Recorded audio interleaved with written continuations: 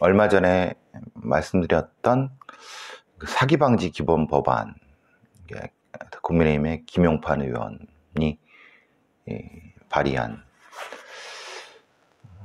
사실 이 기본적인 큰 뜻은 상당히 좀 긍정적인 부분, 그리고 사기 범죄에 대한 어떤 것을 모아두고 그것을 분석할 수 있는 사기 통합 신고 대응원, 뭐라고 하든 분석센터, 이런 형태.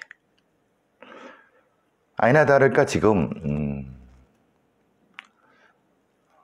법무부하고 법원행정처에서 태클을 걸고 나왔습니다. 사실 이런 부분이 사실 우리의 사법 꼴통들의 문제죠. 소위 말하는 이 사법 보수주의자들, 아니면 저는 사실 사법 기득권자들이라고 생각을 하는데, 물론 거기에는 동의하지 않는 분들도 많이 있을 겁니다만은, 사기 범죄가 그만큼 상당히 위험하고 크고 대형화되어 있고, 그걸에 대한 범죄 예방적 측면에 상당히 무엇인가 해야 된다라는 공감대는 형성되어 있습니다만은, 어떻게 할 것인가에 대한 그 디테일 부분에서 사실 부족한 부분이 있습니다. 그래서 사기 범죄에 대한 종합 컨트롤 타워를 만들어야 된다, 이런 부분들에 대한 얘기가 계속 했었죠. 특히 전청조 사건이라든가 다단계 사건들. 그러니까 국민의 피해라든가 범죄 예방적 측면에서는 사실은 필요한 부분은 예전하게 만들었어야 됩니다. 그런데 문제는 이 법의 형성이라든가 아니면은 그 내용적인 측면에서는 사실은 고민해 볼 부분들이 있습니다. 예를 들면 이런 겁니다. 사기 범죄를 선제적으로 대응하기 위해서는 이른바 이제 특정한 형태의 사기 범죄 정보를 수집하고 분석해야 된다.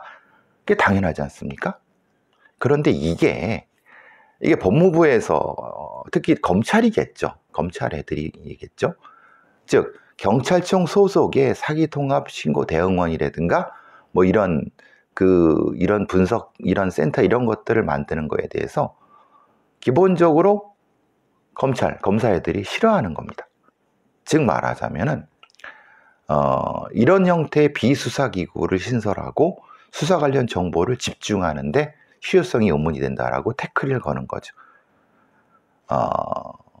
그리고 실제로 이제 법원에서는 신상 공개, 즉 그러니까 기존의 사기 범죄를 저질러 왔던 전과자들에 대해서 예방적 차원에서 신원 공개라든가 분석 같은 것이 일종의 예비검속에 해당되거나, 좋은 말로는 대상자의 사회적 인격 자기경청권을 심각하게 제한한다 라고 떠들고 있습니다. 그러니까 소위 말하는 사법 기득권자들의 저는 개소리라고 봅니다. 법원행정처 판사들이라든가 검사들이 주로 하는 소리죠. 그러니까 우리가 왜 여기서 이렇게 헤매고 있는지에 대한 답이 여기 있는 겁니다.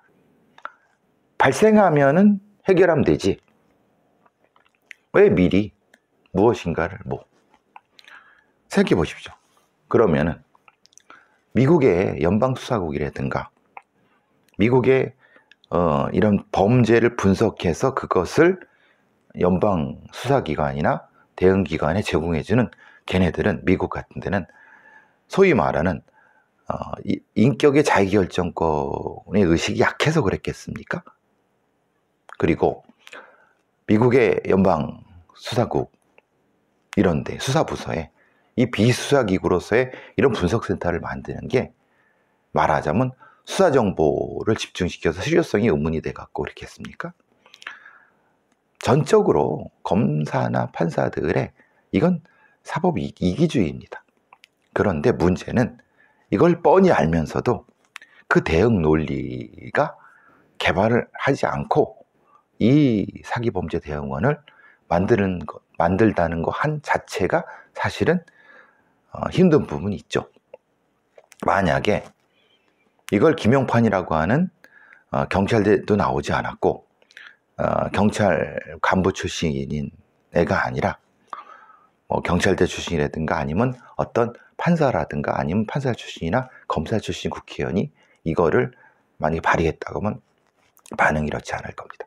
물론 내용도 그렇지 않겠죠. 당연히 그러면 법의 내용이 이렇지 않겠죠.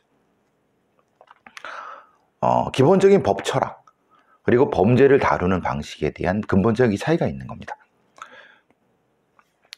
범죄를 다루는 사람들은 범죄에 대한 독자적인 형태의 분석이나 대응이 있어야 된다고 생각하는 거고, 사법 기득권자들, 우리 사회의 기득권을 가지고 있는 판사나 검사 같은 변호사 이런 애들은 그거는 필요 없다라고 생각하는 겁니다. 왜?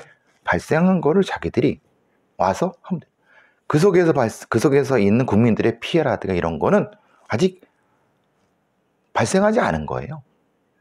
조이팔이나 아니면 전청준 같은 애들이 뭔가 심각하게 사기를 준비해 갖고 이제 빵 터트리기 전에는 그거 하지 말라는 거예요. 미국에도 똑같이 그랬습니다. 오랫동안 이런 폰지 사기 같은 것들이 엄청나게 피해를 보고 나서야 결국은 이런 연방이나 이런 주 차원에서의 분석센터를 만들어졌습니다. 그거를 그대로 답습하고 있습니다. 물론 미국에서 무려 30-40년 전에 벌어졌던 일인데 늘 하는 게 그겁니다. 스토킹 처벌법 만들어지기 전에 검사나 판사 애들이나 소위 법을 다루는 애들이 뭐라 그랬습니까? 스토킹 그 행위 너무 모호해, 추상적이야. 그런데 지금 어땠습니까? 만들어졌죠. 그리고 지금 시행되고 있고 판례가 형성되고 있습니다. 무조건 판사나 검사 이런 놈들은 사법 기득권자 놈들은 자기 기득권 지키기에 급급해갖고 이런 부분에 대해서는 별로 거의 신경 쓰지 않거나 아예 그냥 발벗고 막는 겁니다. 왜? 범죄를 다루는 사람들이 포전이 커지면은, 범죄 예방 포전이 커지면 어차피 자기네들이 처먹을 게 줄어든다고 생각하는 겁니다. 제가 너무 그들을 폄훼하고 너무 일방적으로 생각하는 것 같죠? 절대 아닙니다. 실제로 판사나 검사들 만나보면은 이거보다 더했으면 더해야지 덜 하지 않습니다. 그러니까 사기 예비 음모를 어떻게 볼 것인가가 모호하다. 응? 기관의 성격이 불분명하다. 다 개소리입니다. 왜 모릅니까? 단 여기에 문제는 그겁니다. 범죄를 다루는 사람들이 기본적으로 경찰이나 검찰, 특히 경찰이 가지고 있는 대단히 많은 사기범죄에 대한 사례에 대한 범죄적 연구를 하지 않은 상태에서 사기 피해만 놓고 이런 법을 만들려고 하니까 당연히 역공을 당하죠.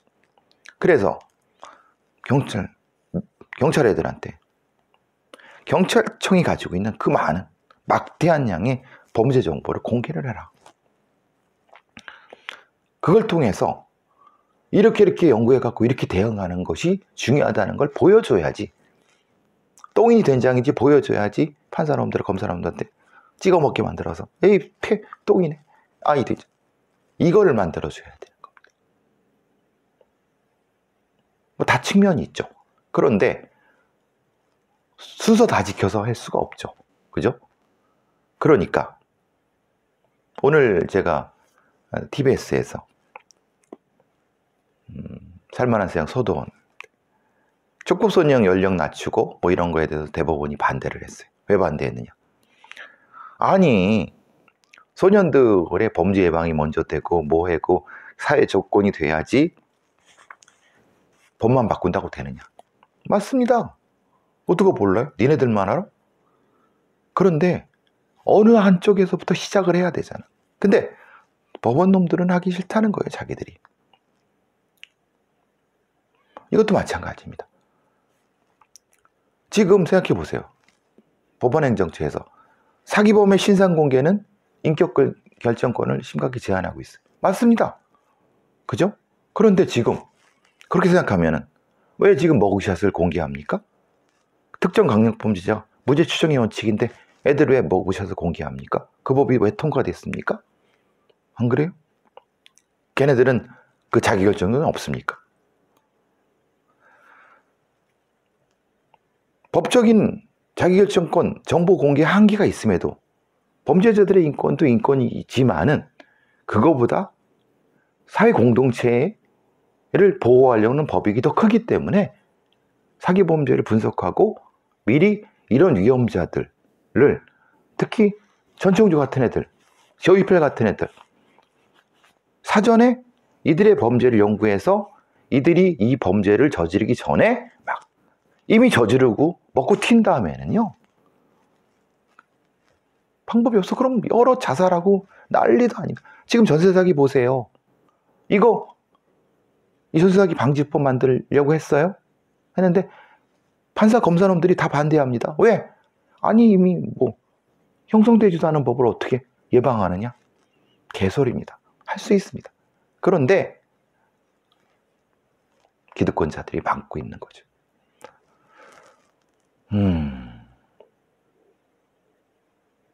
말하자면은 두 가지가 다 들어가야 되죠. 저는 기본적으로 경찰이 가지고 있는 막대한 범죄 정보를 객관화, 공개해서 투명화해서 그것을 연구할 수 있게끔 하고 그걸 기반으로 법적인 예방. 이게 순서지만은 동시에 가야죠. 이걸 모르기 때문에 사실 판사랑 검사는 또 이걸 알고 있기 때문에 걔네들은 공개하기 싫죠. 범죄 정보를. 자기네들이 다 먹을 거리인데 자기네들은 알 수 있으니까.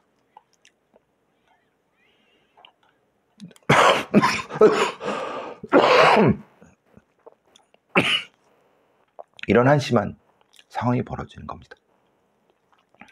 반드시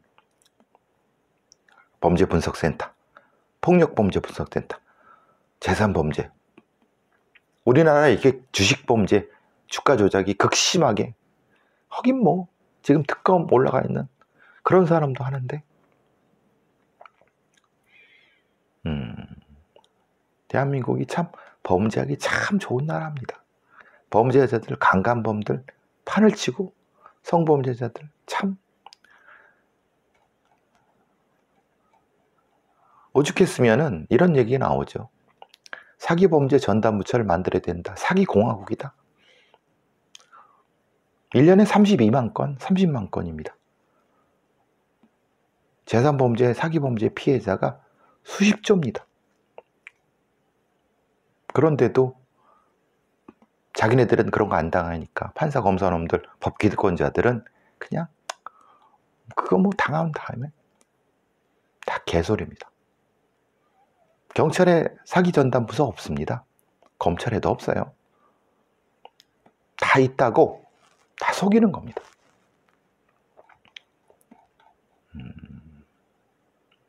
한심하죠? 예, 한심합니다.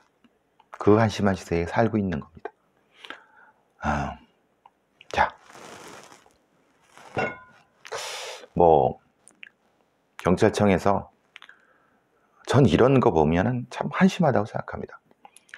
인재개발 기본계획, 경찰 공무원 교육훈련, 뭐 이런 거, 현장 대응력 강화, 교육 떠듭니다. 국가경찰위원회에서 2024년 경찰 인재개발 기본계획, 경찰 교육훈련 뭐 이런 걸 의결했다고 합니다.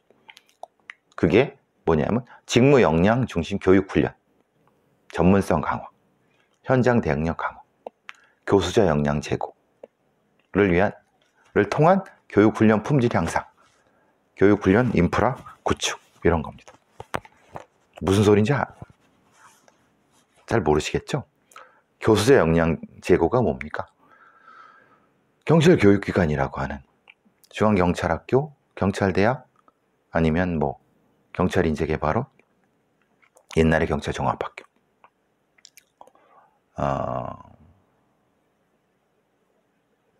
교수요원들이 옛날 교재 가지고, 옛날 교재도 사례역 가지고 제가 늘 말씀드렸지 않습니까? 교수자들이 가르칠 역량이, 능력이 없어요. 능력이 없는 거는 개개인의 능력이 없는 게 아니라 교과서가 없는 거예요. 범죄를 어떻게 수사하고 해야 되는지, 기본적으로 경찰이 가지고 있는 범죄 수사 관련된 데이터를 통해서 교과서가 만들어지고 그를 통해서 교수자가 만들어져야 되는데 그렇게 만들어진 게 아니거든요. 그러니까 교수의 역량이 제고가 될 수가 없죠. 뭘 가지고 할 겁니까? 교육 품질, 훈련 품질이 교수자가 개판인데. 현장 대응력 강화를 해요. 현장 대응력이 뭡니까? 지구대, 민원 뭐 할 때 어떻게 대응해야 돼요? 하면 뭐 합니까? 실제로 훈련, 교육 훈련에 시간이 없는데 끊임없는 훈련을 통해서 몸에 익히도록 해야 되는데 그거 안 했는데 직무 역량 교육을 해야 된대요. 직무 역량 교육을 하려고 하면은 거기에 맞게 훈련을 시켜야 되잖아요. 뭘 가지고 할 겁니까? 하여튼 이러고도 경찰이 돌아가는 거 보면은 왜 돌아가는지 아세요? 옛날 군대 식이역이 이제 뻑이 나는 거죠. 이제는 잘 안 될 겁니다. 몇 년 전부터 제 말을 들어갔고 교육훈련 시스템 싹 바꿨어야 되는데 겉만 번지르지게, 교육 자재만 번지르지게, 내용은 하나도. 생각해 보세요. 전자충격기 실사격 훈련 횟수를 2발에서 3발로 늘린답니다. 그게 됩니까? 두 발 쏘면 안 되고 3발 쏘면은 훈련이 잘 됩니까? 웃기고 꼴값 떠는 겁니다. 스마트 사격 훈련을 해야 돼. 38 총 쏠 수 있습니까? 총을 쏠 수 있으려면요 능숙하게 빵빵빵빵빵 쏠 수 있게끔 몸이 배야 돼요.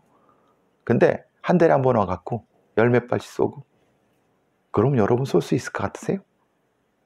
겁나 못 쏩니다. 겁이 나서 못 쏩니다. 미국 경찰 애들 보세요. 총 있죠? 걔네들 항상 총을 수입하고 관리하고 일과 후에 총 쏘는 기본 몇 발 합니다. 그렇게 해도 쏘기 힘든 게 총입니다. 그게 경찰 장비입니다. 그렇게 해도 몸에 배기 힘든 게 경찰 장비예요. 그러니까 맨날 보세요. 여러분 그 경찰 애들, 그 형사들이나 지구대 애들 현장에서 그 도주범 잡거나 뭐 강력범도 체포하는 거 보세요. 애들 장난하는 것 같아요. 막 뭐 휘두르고 몇 명이 달려들어갖고 뭐 해고도 해다가 뭐 다치기도 하고 막 이놈들이 막 뿌리치다가 다치고 막 기가 막히고 한심하다고 생각하지 않으세요? 그 왜 그렇다고 생각하세요? 걔네들이 바보라서? 아니요. 평소에 교육훈련, 실전 같은 교육훈련, 돈이 드는 교육훈련 안 해봤기 때문에 그냥 거기서 그냥 훈련 삼아 하는 겁니다. 그게 웃기죠. 그래도 다치고 다쳐갖고 하면 공상 처리 안 해주고 자기 돈으로 하고 그러니까 더더욱 그러고 이게 현실인데 맨날 교육훈련 규정 강화한다 뭐 한다 현장 대응한다 놀고들이 있는 거죠. 예? 참 이런데도 경찰 수련부름들 그 비싼 차 몰고 다니면서 이른바 그런 거 받는 거 보면 참 이 새끼들 전북경찰청에 부서장 모시는 날이라고 하는 이거 아직도 있나? 이게 뭐냐면 이거 들으면 여러분 깜짝 놀라실 겁니다. 하급직이 계과장한테 점심을 대접해 주는 겁니다. 관행이 있대요. 왜냐? 윗사람이 업무 평가를 하잖아요. 이게 다 심사로 올라가거든요. 오랜 관행이랍니다. 근데 이 그지 같은 중간 간부놈들이, 간부급 놈들이 하급자들 그거 받아 처먹고 비싼 거 회 처먹고 저 한우 처먹고 그 하위직들이 돈 모아갖고 그냥 거지 똥구멍에서 콩나물을 빼먹지. 하여튼 그지 같은 새끼들, 아이고 한심한 새끼들입니다. 그러니까 전북경찰청 그런데 사고 나죠. 승진 브로커, 뭐 사건 브로커. 전북경찰청 내 돌아가면서 이게 한국일보에 나온 얘기입니다. 제가 지어서 한 얘기 아닙니다. 한국일보 1월 17일자. 아직도 있냐고요? 있어요. 지금 있으니까 낫죠. 이런 그지 같은 새끼들이, 이런 그지 같은 새끼들은 애저녁에 잘랐어야 되는데 이게 무슨 관행이다? 놀고 있습니다. 관행 무슨 그지 같은 새끼들, 하위직들, 자기가 하위직일 때 이렇게 한 게 아까우니까 이게 받아 처먹고, 아유, 참 한심한 새끼들 많습니다. 지나가서, 하여튼, 그렇게 그렇습니다. 오늘은 경찰 욕을 많이 했네요. 이 제주지법에 있었던 일인데요. 제주지법에 검찰이 기소를 했나 봐요. 경찰이 송치한 거를. 사기 사건으로. 근데 일종의 뭐라고 하냐면 공소 기각을 하면서 판사가 검사한테 한심해 갖고 야, 사건 좀 제대로 수사해. 이런 얘기를 했대요. 근데 그럼 검사가 자존심 상해갖고 그게 아니라 아니 경찰이 이렇게 해서 올린 거 우린 기소만 해준 거야. 너무 한심하죠. 일종의 뭐 알력? 경찰이 그 짧은 기간 동안, 왜냐하면 길게 못하니까 피해자가 6,000명에 이르고 1,000억에 이르는 피해금 1,000억에 이르는 사건을 하면서 실제로는 신속한 수사를 해야 되겠어 하는데 시간이 없으니까 일부 피해자 진술과 계좌 추적 같은 거를 누락시켰나 봐요. 사실은 제한돼. 근데 문제가 있습니다. 사기 사건에 구체적으로 피해 사실을 특정하지 않으면 포괄적으로 기소를 할 수가 없습니다. 처벌할 수 없습니다. 그러니까 판사가 야 이게 뭐냐? 아무리 시간이 없고 바빠도 그럼 니네들이 대신 해지. 자기들이 하기 싫은 거고. 사기 사건이 그렇습니다. 특히 이런 사건들은. 그러면은 이렇게 해야 되겠죠. 사실 제가 그래서 계속 범죄수사국 얘기하는 게 그겁니다. 경찰 애들은 수사하는데 시간이 제약이 있어. 구속영장 뭐 그렇고. 그리고 전담 부서도 없어. 그러니까 크게 확대할 수가 없어. 일부만 해. 검사는 할 수가 있지만은 굳이 검경수사권 조정 때문에 우리 거 아니니까 그거만 해. 그러니까 무죄가 나는 거죠.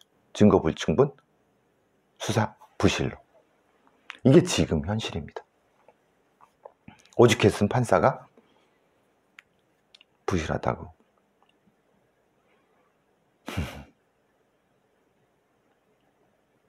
이게 사기 사건이 왜 처벌이 약하고 사기 사건이 잘 수사가 안 되는 이유가 바로 이런 것들이 다 있습니다. 그래서 더더욱 사기 관련된 부분은 그래야 되는데